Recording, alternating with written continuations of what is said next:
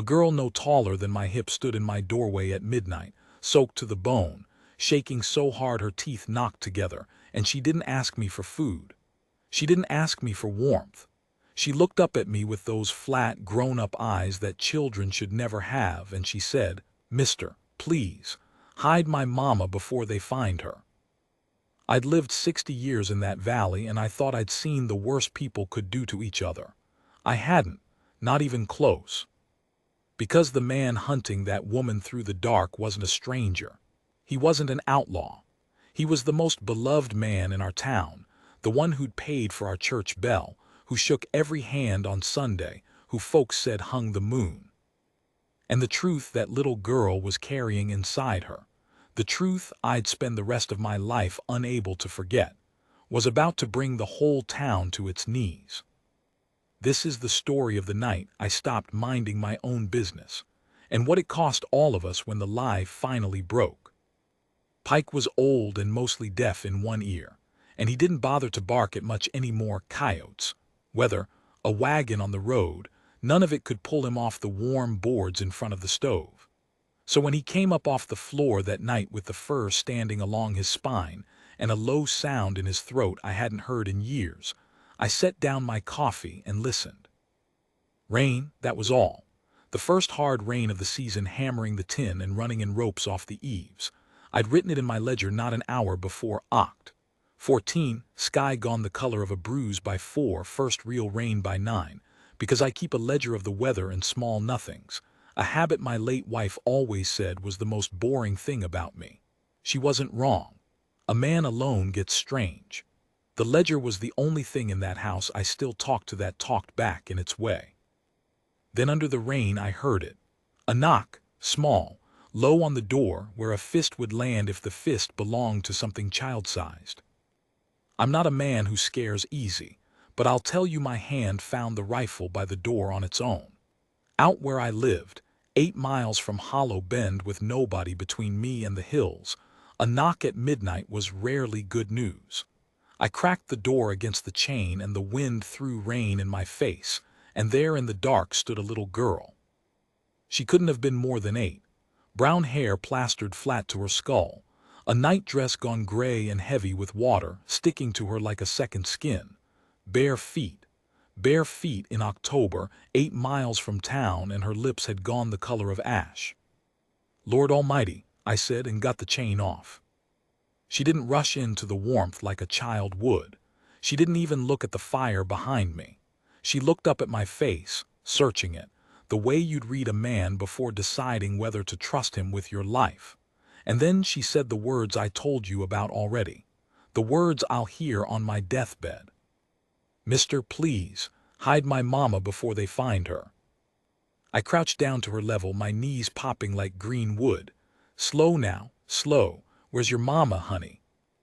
"By your water." Her arm came up, thin as a willow switch, pointing back into the black toward the creek that ran the edge of my property.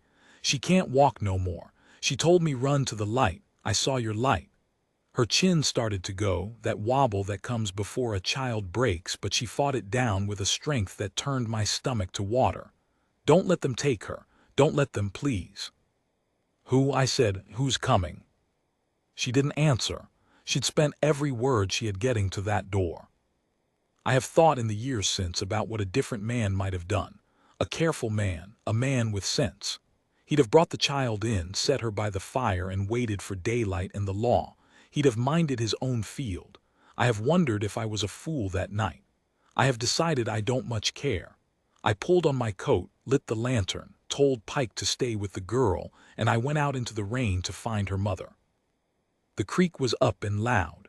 I followed it by the lantern's small yellow throw, calling out soft, feeling foolish and afraid both, the rain getting down my collar and the cold of the season climbing into my old bones. I almost walked past her.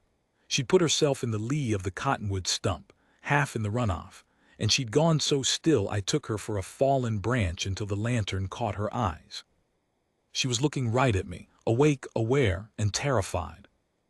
"It's all right," I said, which was a lie because it plainly was not. "Your girl came for help. I've got her warm. I'm here to fetch you in." She tried to talk and what came out was wrong, slurred, her jaw not working right. That's when I brought the light down and saw the rest of her. The left side of her face was a ruin, swollen, split at the brow, the eye gone to a purple slit. And below, soaking dark through the front of her dress, darker than rain ought to make, was a wound in her side that the cold had only barely talked into slowing. A gunshot. I'd seen enough in my years to know one. The ball had gone through the meat above her hip and out the back, I'd learned later, but in that moment all I knew was that this woman was dying in my runoff, and a little girl was waiting in my house, and somewhere out in the dark were the men who'd done it. I am not a strong man anymore. I will be honest about that. Getting her up over my shoulder took everything I had and most of what I didn't, and twice I went to my knees in the mud, and twice some animal part of her clung to consciousness long enough to grab my coat and not let me quit. By the time I got her through my door, I was shaking worse than the child. We laid her by the stove. The girl, Lena, she finally told me. When I asked her something easy enough to answer, Lena knelt by her mother's head and put her small hand flat on the woman's cheek, the unhurt one, and she didn't cry. She crooned. Some little wordless tune, the kind a mother sings to a baby, and I understood then that this child had done this before, had soothed her mother through bad nights more times than a child should know how to. That broke something in me. I won't pretend it didn't. I did what I could, boiled water, cut the dress away from the wound and packed it with the cleanest cloth I owned and bound it tight, and the woman Della, the girl said her name was Della, made not one sound the whole time, which scared me worse than screaming would have. I got broth into her, a spoonful at a time, Lena holding her mother's head up against her own narrow chest. The fire popped and threw light. Pike lay down against the child's back, the old fool, like he understood his job had changed. Somewhere in the small hours Della came up enough to speak. She caught my wrist with a grip that had no right to be that strong. "They'll come here," she said, clear this time, the fever clarity that sometimes comes before the worst. "When they find the cabin empty, they'll follow the road. You have to say you never saw us. Swear it, swear to me." "Who's they, ma'am?" I asked her, gentle as I could. "Who shot you?" Her good eye found mine and held it. And what I saw in there wasn't an outlaw's fear or a thief's. It was something older and more terrible, the fear of a woman who knows that the people coming for her are the people everyone trusts. "You won't believe me," she whispered. "Try me." And she said a name. She said it like it cost her blood to do it. And when I heard it, I felt the floor of my own certain world tilt under my boots, because it was a name I knew. A name everyone in Hollow Bend knew. A name carved into the front of the bank and stamped on half the deeds in the valley and rung out every Sunday from the bell he'd bought us. "Sela's Crane," she said. "I shot Sela's Crane, and before God and that child I'd do it again." I didn't have time to answer her, to even take a breath around it. Because right then, over the rain, came the sound of horses on my road. More than one. Coming slow and steady the way men ride when they mean to stop. And then the yellow bob of torchlight through my front window and the creak of leather and a fist, a grown man's fist, hard and sure, hammering my door. "Coulter," a voice called, and I knew that voice too. God help me, I knew it. "We's Coulter, you in there. It's Tom. Open up, we got trouble in the valley and I need to ask you what you've seen." Lena's eyes came up to mine across the firelight. Della's hand tightened on my wrist until it hurt. And I stood there in the middle of my own front room, an honest man my whole life, with a wanted woman bleeding on my floor and her child watching my face to learn what kind of man I was, while the sheriff of Hollow Bend, my oldest living friend, knocked again, harder, on the only door between them and the rope. I have thought a great deal about that moment, the half a breath between the knock and what I did. People like to believe that courage is a thing that rises up in you, hot and certain. It isn't. Mine came up cold. It came up as a single thought, plain as a fence post. If I open that door wide, that little girl loses her mother tonight, and I will have helped. So I didn't open it wide. "Hold your water, Tom," I called, and my own voice came out rough and ordinary, the voice of a man pulled from sleep, which I made it be. I motioned Lena hard toward the back room, the linta where I'd stored my dead wife's things for 14 years and not been able to open the door, and the child moved like smoke, dragging the blanket and her mother both, and Pike went with them without a sound. I kicked the bloodied cloths under the wood box. I cracked the door on the chain, same as I had for the girl, and let just enough of the warm room show. Tom Akers stood on my porch with rain running off his hat brim. Behind him, 3 riders held torches that hissed in the wet. I knew 2 of them. The third I didn't, and the not knowing put a cold finger on my neck. Wheeze? Tom looked tired. Tom always looked tired. He'd been sheriff 20 years and it had eaten him hollow. Sorry for the hour. We got a bad business tonight. Silas Crane's been shot in his own home. He's alive, barely. Doc's with him.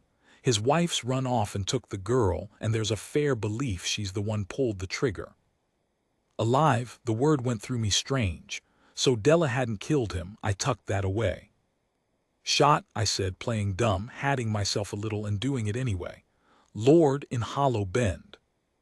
In his own parlor. Tom's jaw worked.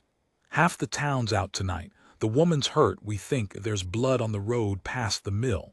She'd have come this way if she came any way at all. You see anything, hear anything. Here is the thing about lying. An honest man is bad at it, and a lifetime of being honest makes you worse, because you've got no practice and your face wants to tell on you. But an honest man has one weapon a liar never does. People believe him without checking. Tom had known me 40 years. He'd carried my wife's coffin with his own hands. It would no more occur to him that I was lying than that the creek would run uphill. Heard horses just now when you came up, I said. Before that, just the rain. I've been abed since dark, Tom. You know me, I'm no use to anybody after 9. I let a little of the truth in to season it. What in God's name happened? Silas Crane, that don't make sense. Man's a saint. And there, right there, something moved behind Tom Akers's tired eyes that I would turn over in my mind for weeks after. A flinch. A thing he didn't say. That's what they're all saying, he answered, and it was an agreement. He looked at me a beat too long. Then he sighed and put 2 fingers to his hat. All right.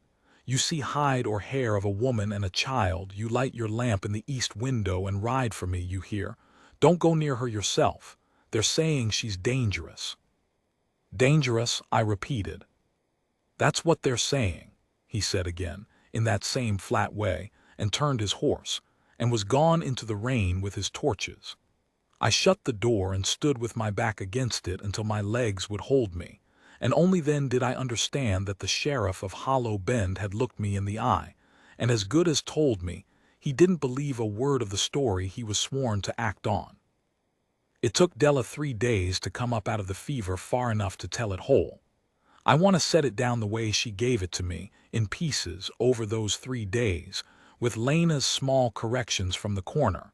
No, Mama, it was the blue cup he broke, because the pieces are how I came to believe her, and the believing is the whole of it. Della Crane had married Silas at 19. She'd been a schoolteacher's daughter from 2 counties over, pretty and bookish, and flattered half to death that the richest man in the valley had set his eye on her.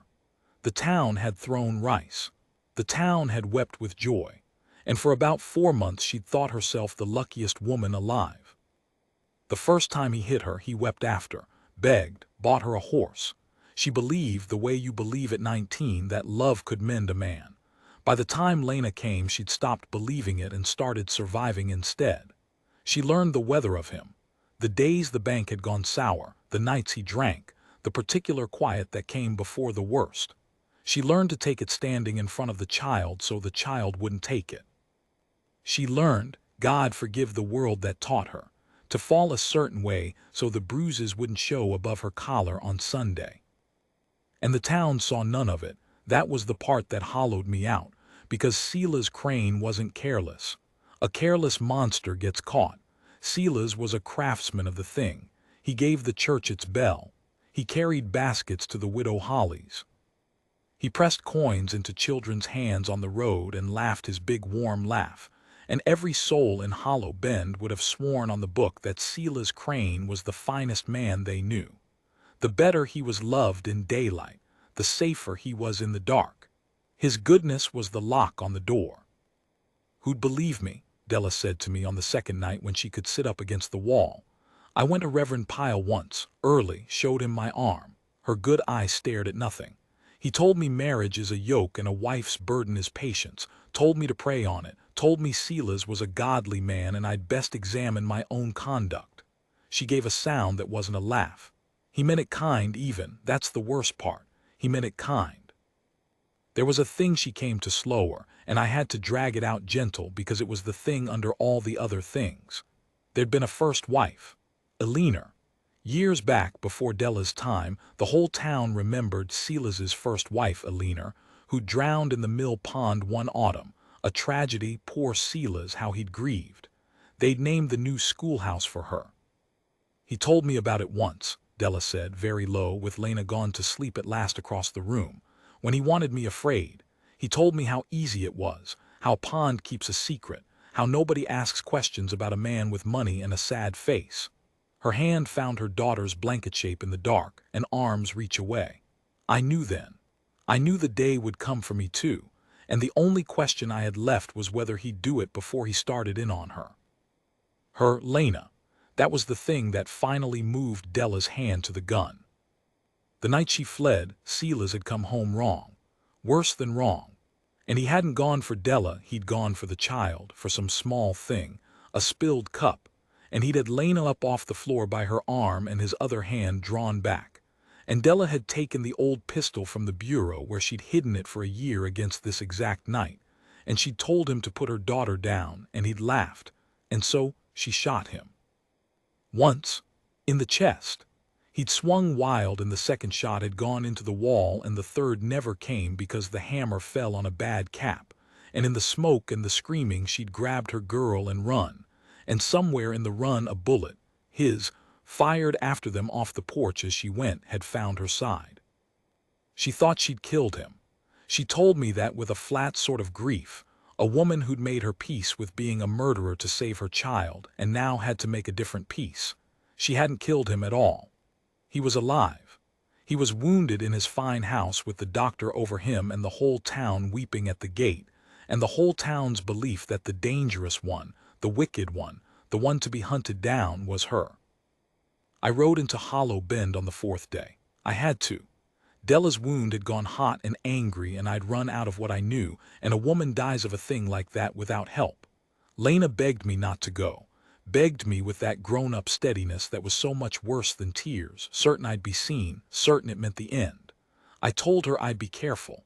I told her I'd bring back what her mama needed and not a soul would know. I half believed it. The town was a sickness.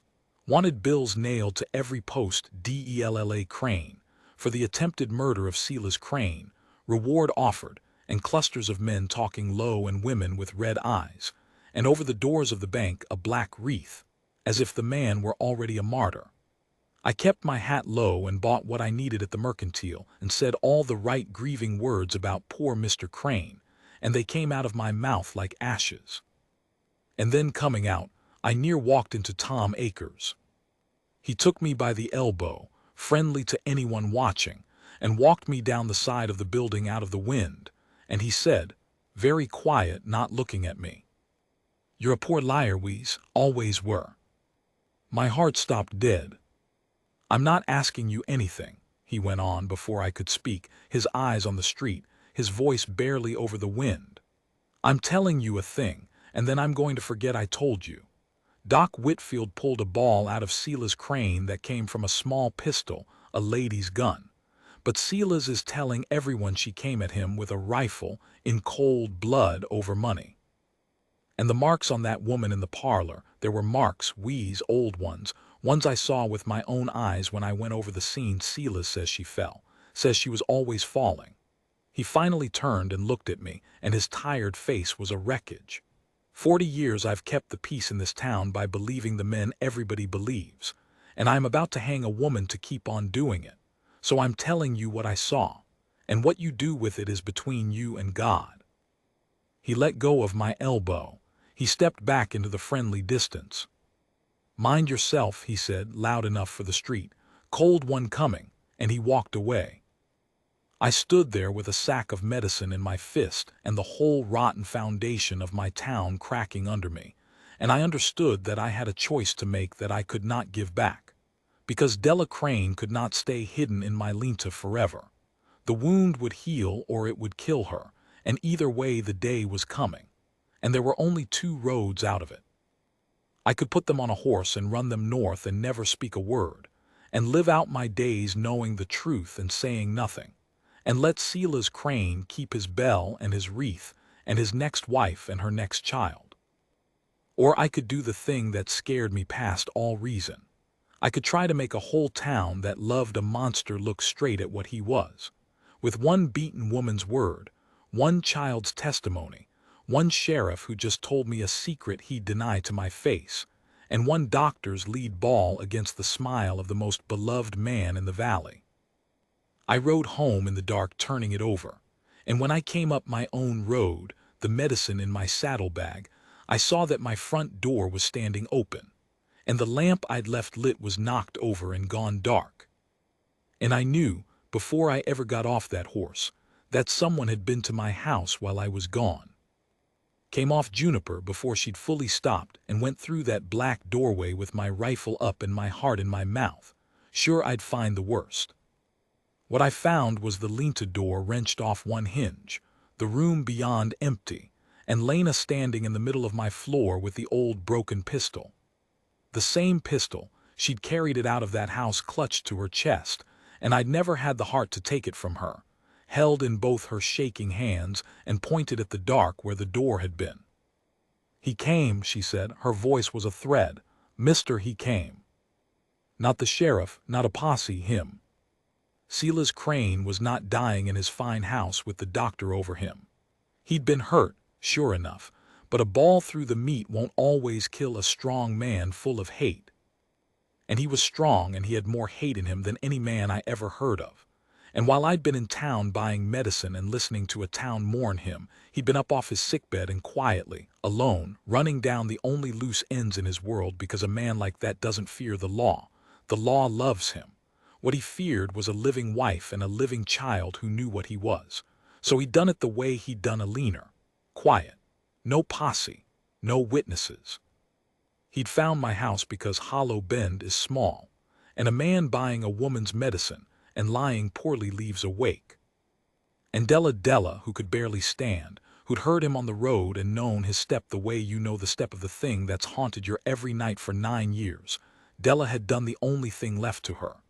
She'd sent her daughter into the corner with the gun and told her, "If he gets past me, you don't hesitate," and then she had gone out the door to meet him in the yard, to pull him away from the child, one more time, the way she'd always done it, putting her own body in the door so the worst would land on her. I got the rest from Lena in broken pieces, and from the marks in the mud after, and I have set it together as best a man can. They were down by the creek, the same creek I'd carried Della up from on the first night. I ran toward the sound of it, a sound I will not fully describe, the sound of two people who hate and fear each other past all language, with my rifle up and my old legs failing and Lena behind me, though I screamed at her to stay. And I came over the rise with the moon breaking through at last, and I saw them. Silas Crane had Della down in the shallows. He was a big man and a wounded one, and that made him worse, slower and more murderous both, and he had her by the throat in the running water, and he was drowning her, holding her under, finishing the thing he'd started in the parlor and started years before with a leaner in another cold autumn pond. And he was talking while he did it, low and tender, the way you talk to a child, and that tenderness over that violence is the most evil thing these eyes have ever seen. I yelled. I leveled the rifle, and I could not fire because they were tangled together in the dark water, and I had a fair chance of killing the woman I'd carried up that bank. I will not lie about what happened next to make myself the hero. I wasn't. It was Lena. The girl came past me down the bank with the broken pistol in both hands, the pistol that had failed her mother once, that had fallen on a bad cap when it might have ended this whole sorrow a week before, And she stood at the edge of that creek not 10 feet from the man who had filled her every nightmare since before she could speak, and she said one word. She said, "Daddy." And he stopped.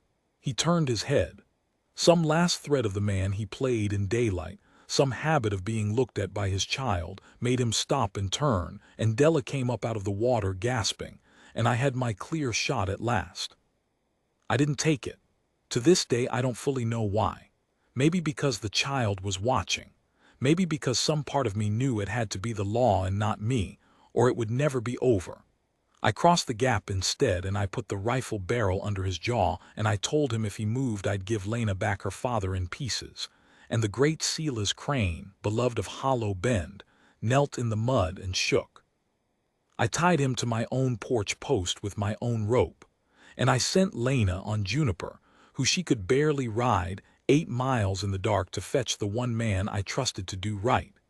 And she went, that child, alone into the night a second time, because she understood by then that some grown men can be trusted after all. Tom Akers came at dawn with the doctor and 4 men.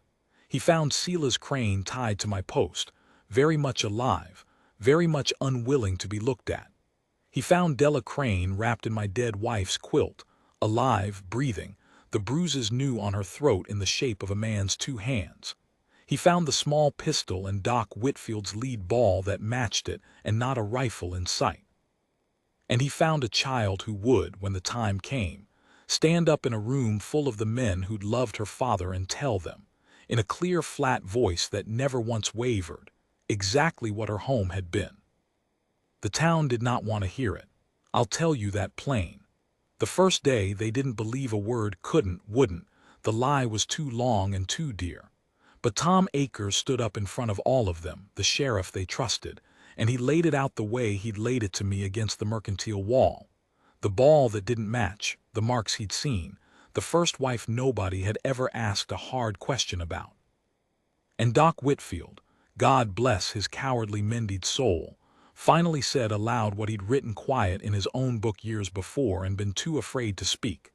That he'd treated Della Crane 4 separate times for hurts that no fall ever gave a woman, and said nothing, because Silas paid the town's debts.